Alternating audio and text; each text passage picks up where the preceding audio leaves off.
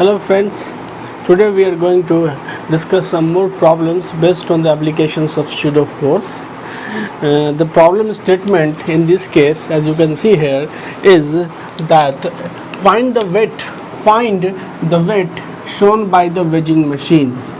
Wedging machine जो वजन नापता है is shown by the wedging machine on which a man of mass m is standing at rest relative to it as shown in the figure. देखिए ये है waging machine, ठीक है. This is my waging machine. Okay, this is a waging machine. Okay, this is a wedging machine on which a man of mass m is standing at rest relative to the wedge. ठीक है. अब कह रहा है catches कि आप बताइए कि ये जो वेजिंग मशीन है उसमें इस m मास के आदमी का वजन इसमें क्या शो करेगा, ये आपसे पूछा जा रहा है. तो इस प्रॉब्लम में क्या है कि आपको एक दे रखा है कि assume that the wedge of mass m, ये जो वेज है आपका this is a wedge. Okay, so assume that the wedge of mass m is in free fall. ये आपको इसने दे रखा है कि फ्री फॉल कहने का मतलब क्या है कि ये आपको यहाँ से इस फ्री फॉल का मतलब क्या हो गया कि वर्टिकल एक्सेलरेशन इसका g हुआ, तो इसलिए इसका इंक्लाइन प्लेन के अलोंग जो एक्सेलरेशन होगा वो क्या होगा g साइन थीटा. अब पूछे कि फ्री फॉल मतलब क्या हो गया कि वर्टिकल इसका एक्सेलरेशन g होगा, ठीक है. लेकिन वर्टिकली तो ये मूव कर नहीं सकता क्योंकि ये खुद जो है सो आपको इस इंक्लाइन प्लेन पर रखा हुआ है, तो ये तो इंक्लाइन प्लेन के अलोंग मूव करेगा. तो उस हिसाब से जो है सो इसका एक्सेलरेशन अलोंग द इंक्लाइन क्या होगा, free fall acceleration g sine theta होगा. अब हमें पूछा जा रहा है क्या चीज़ कि ये मशीन जहाँ पर वो बैठा हुआ है वो क्या रीडिंग देगा. तो आपको पता है कि वेजिंग मशीन का रीडिंग क्या होगा, ये डिपेंड करेगा किस पे. Reading of waging machine depends on the normal reactions. Reading of waging machine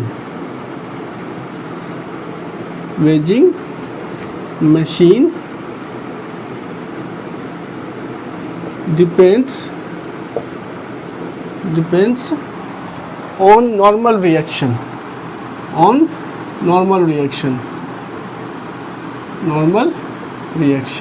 ठीक है. तो इसका जो आपका रीडिंग होगा वो नॉर्मल रिएक्शंस पर डिपेंड करेगा. किसके बीच में. ये जो आपका आदमी है ये नीचे की ओर एक नॉर्मल रिएक्ट मतलब एक इसको प्रेस करेगा और वेजिंग मशीन ऊपर की ओर इसको फोर्स लगाएगा, तो उस पर डिपेंड करेगा. तो इस केसेस में आपको क्या करना पड़ेगा कि आपको इस सवाल को यहाँ पे बैठ करके नहीं बनाना है, आपको क्या करना है इस वेज पे जाके ऑब्जर्व करना है. मतलब we are trying to solve this problem related to the wedge पे बैठ करके हम लोग इस प्रॉब्लम को सॉल्व करेंगे. तो अगर वेज पे बैठा जाए from the reference of ways, तो फ्री बॉडी डायग्राम ऑफ जो होगा आदमी का वो क्या होगा.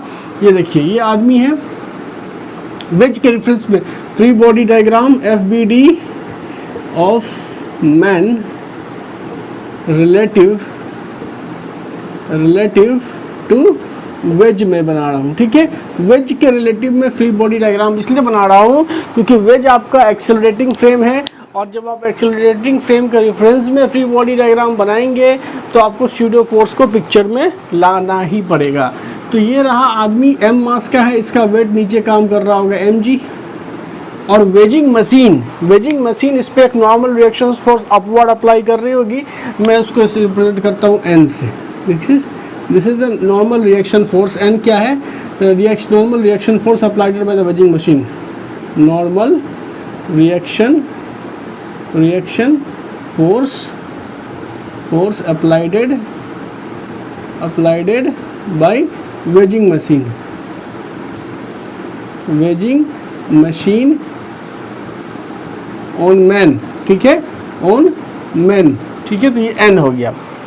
अब दूसरा फोर्स एक पिक्चर में आएगा जो क्या होगा, तो स्यूडो फोर्स होगा. तो इस आदमी पे स्यूडो फोर्स क्या काम करेगा. देखो इस वेज का एक्सेलरेशन जिस फ्रेम में आप बैठे हुए हैं उसका एक्सेलरेशन नीचे की ओर है g साइन थीटा. तो इस आदमी पे क्या होगा, अपोजिट डायरेक्शंस में स्यूडो फोर्स लगेगा अलोंग द इंक्लाइन. मतलब इस पे जैसे अगर ये आपका इंक्लाइंड प्लेन है, if this is your inclined plane, ठीक है। तो सूडो फोर्स क्या लगेगा इस पे, तो जिस एक्सीलरेशन के साथ ये आपका फ्रेम मूव कर रहा था G sine theta into mass of the man, तो ये रहा आपका pseudo force G sine theta, और आदमी का मास क्या है आपका, एम मास का आदमी है, तो एम जी साइन थीटा सूडो फोर्स आया। ठीक है, तो आपको ये समझ जानी चाहिए क्या है, this is a pseudo force, pseudo force. ठीक है, आपको समझ में आ गई कि जब वेज के रेफरेंस में आपने सवाल को सॉल्व किया तो सूडो फोर्स पिक्चर में आ गया। तो अब बताइए कि चूंकि ये इक्विलिब्रियम कंडीशंस में है, तो आप इसको इस फोर्स को से लिख सकते हो कि एन और ये जो थीटा है, यहाँ से देखो ये प्लेन है और ये यहाँ पे एंगल कितना है, थीटा बन रहा है, ये एंगल थीटा बन रहा है। ठीक है, तो अब ये एंगल अगर थीटा बन रहा है तो आप यहाँ पे ये एंगल कितना बन रहा होगा, तो यहाँ से देखो ये 90 माइनस थीटा बन रहा होगा, 90 माइनस थीटा एंगल बन रहा होगा। तो अब देखो कि जब आप लिखोगे N plus M G sine theta का प्रोजेक्शन परपेंडिकुलर डायरेक्शन में क्या हो जाएगा, तो ये हो जाएगा एम जी साइन थीटा और इसका साइन थीटा होगा प्रोजेक्शन। ठीक है, और इज इक्वल टू क्या चीज़, एम जी इन है इक्विलिब्रियम कंडीशंस के लिए, क्योंकि मैन जो है वेजिंग मशीन पे तो इक्विलिब्रियम में फोर्सेस बैलेंस हो रहे होंगे, तो यहाँ से ये आया। आप लिख सकते हो इसको N plus M G sine square theta is equal to M G, तो N is equal to M G minus M ji sine square theta, this is M G 1 minus sine square theta, this is cos square theta, M G आ गया, M जी। मतलब कि ये जो waging machine क्या reading देगा, तो उसका रीडिंग हो जाएगा आपको क्या चीज़, तो N is equal to M g cos square theta, यही होगा वेजिंग मशीन का रीडिंग। ठीक है,